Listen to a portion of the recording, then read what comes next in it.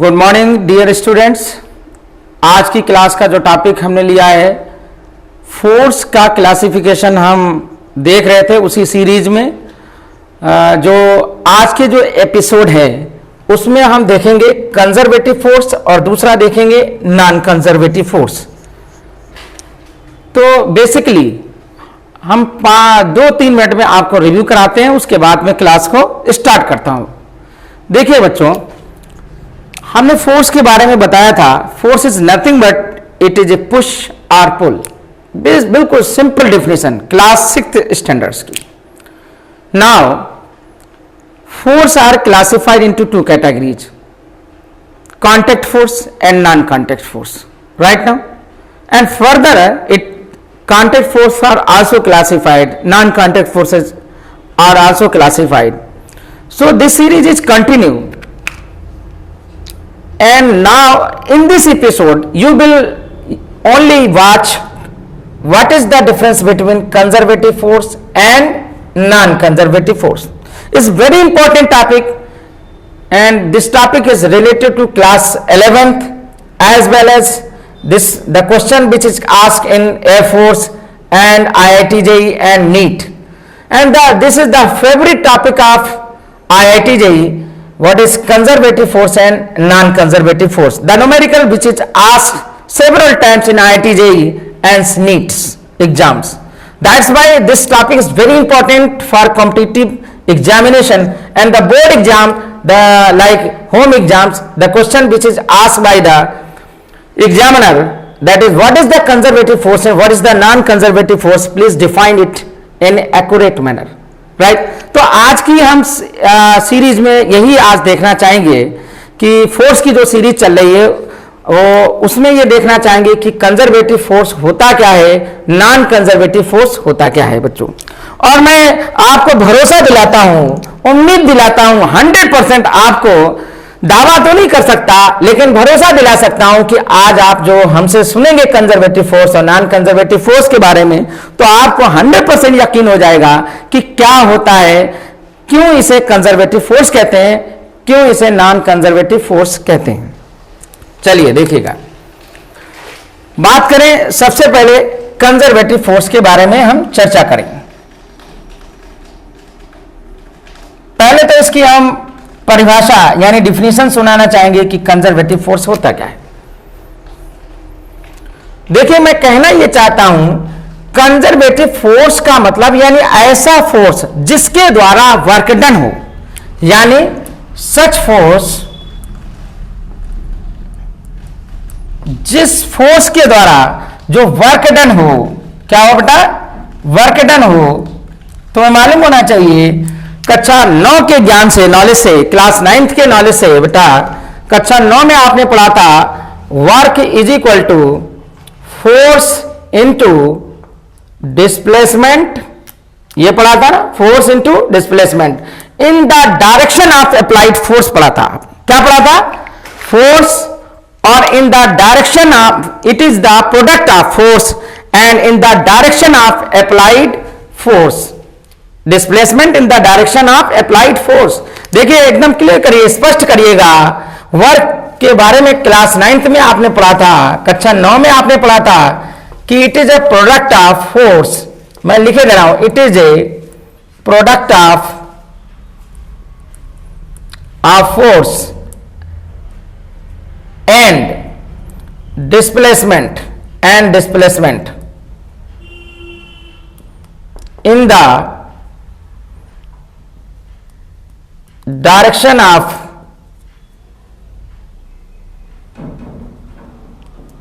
Applied force.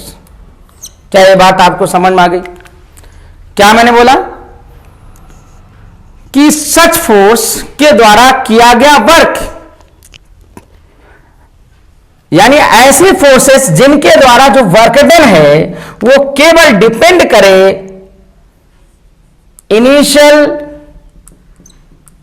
And final position के ऊपर, initial and final position के ऊपर डिपेंड करे, नॉट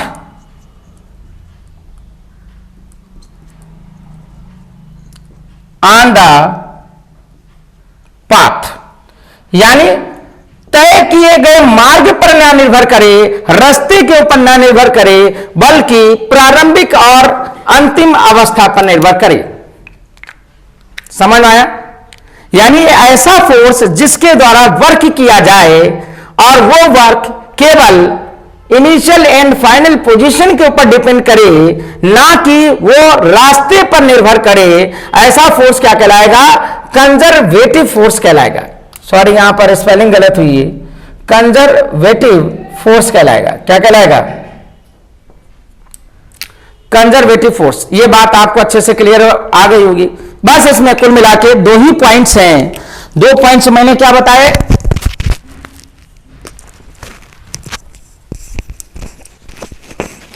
दो पॉइंट्स मैंने क्या बता दिया आपको कि इनिशियल एंड फाइनल पोजीशन के ऊपर डिपेंड करे, पाथ के ऊपर ना डिपेंड करे, ऐसा फोर्स क्या कहलाएगा? तो बच्चों, हमने आपको यह बताया माय डियर स्टूडेंट कि कंजर्वेटिव फोर्स क्या होगा। उसमें आपको दो ही पॉइंट्स याद रखने हैं कि ऐसे फोर्स के द्वारा किया गया वर्क डन जो केवल इनिशियल एवं फाइनल पोजीशन के ऊपर डिपेंड करे और पाथ के ऊपर ना डिपेंड करे, क्या कहलाएगा? कंजर्वेटिव फोर्स कहलाएगा। राइट? क्या कहलाएगा? कंजर्वेटिव फोर्स कहलाएगा। अब बात करें, चर्चा करें नॉन कंजर्वेटिव फोर्स के बारे में। अगर हम चर्चा करें कि नॉन कंजर्वेटिव फोर्स क्या होगा, यानी ऐसा फोर्स जिसके द्वारा work done initial and final position पर तो डिपेंड करे ही करे, साथ ही साथ पाथ फॉलोड पर भी डिपेंड करे, यानी रास्ते के ऊपर भी डिपेंड करे, उसे हम क्या कहेंगे? नॉन कंजर्वेटिव फोर्स कहेंगे। क्या यह बात आपको स्पष्ट हुई कि फोर्स कितने टाइप्स का होगा? कंजर्वेटिव फोर्स और दूसरा क्या मैंने बोला? Non conservative force. जरा इसमें एक एग्जांपल लेकर के आपको दिखाते हैं, समझाते हैं कि कैसे कंजर्वेटिव फोर्स होगा। तो लेट अस कंसीडर, यहां पर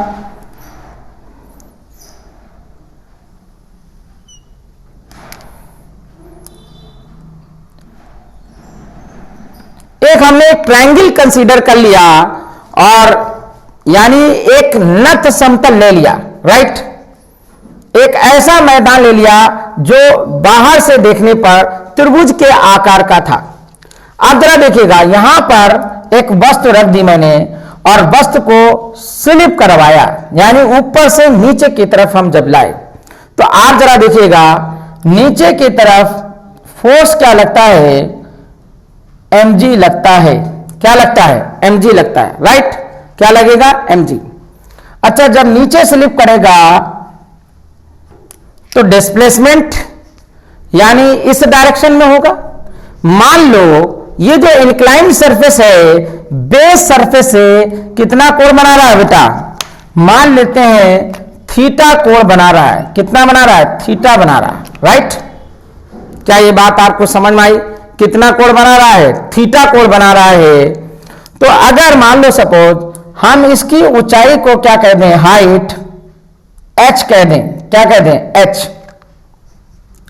तो बताओ, मैं इसके नाम लिख दूं, पोजीशन का नाम लिख दूं इस इंक्लाइंड सरफेस का, ये A होगा, ये B होगा, ये C होगा।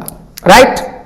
तो यहां पर आप जरा देखिएगा दो पथ होंगे, यानी अगर हम इस ब्लॉक को, वुड के ब्लॉक को A से C लाएं, A से C लाएं और C से B लाएं, A से C लाएं और C से B लाएं, और एक ये हो सकता है कि डायरेक्ट हम A से कहां ले आए? B ले आए। मतलब हमारे दो रास्ते होंगे। एक रास्ता होगा हमारा A to C और A to C, C to क्या हो जाएगा? B, और दूसरा रास्ता होगा A to डायरेक्ट B। अगर बच्चों A to C to B लाने में वर्क अगर आ जाए आपका mgh, और यहां भी वर्क आएगा बच्चों mgh आए, तो माय डियर स्टूडेंट दोनों में वर्क डन क्या आ रहा? सेम आ रहा है, यानी W सेम आ रहा है, W1 W2। तो इसका अर्थ यह होगा W1 is equal to W2, meaning यह होगा कि यहां से यहां आने में या यहां से यहां जाने में वर्क डन अगर सेम हो गया तो इसका मतलब ये जो mg फोर्स होगा, ये जो फोर्स होगा हमारा क्या कहलाएगा, कंजर्वेटिव फोर्स कहलाएगा। क्या कहलाएगा, कंजर्वेटिव फोर्स कहलाएगा। क्लियर हुई बात की नहीं? यानी अलग अलग रास्ते से कोई व्यक्ति जाए अपने सामान को लेके और वर्क जो हो दोनों कंडीशंस में या तीनों कंडीशन में अगर सेम आ जाए तो हम ऐसे फोर्स को क्या कहेंगे, कंजर्वेटिव फोर्स कहेंगे। अगर सेम ना आए तो हम क्या कहेंगे, नॉन कंजर्वेटिव फोर्स कहेंगे। और अगर इसका प्रूफ आपको चाहिए तो आप नेक्स्ट वीडियो का हमारे वेट करिएगा, तब आपको हम जस्टिफाई कर पाएंगे कि किस प्रकार से ये कंजर्वेटिव फोर्स हुआ mg और किस प्रकार ये दूसरा जो अदर फोर्सेस हैं वो कंजर्वेटिव फोर्स नहीं होंगे। तो बने रहिएगा अध्ययन गुरु के साथ और सीखते रहिए रियाज सर के साथ। आज की क्लास में बस इतना ही।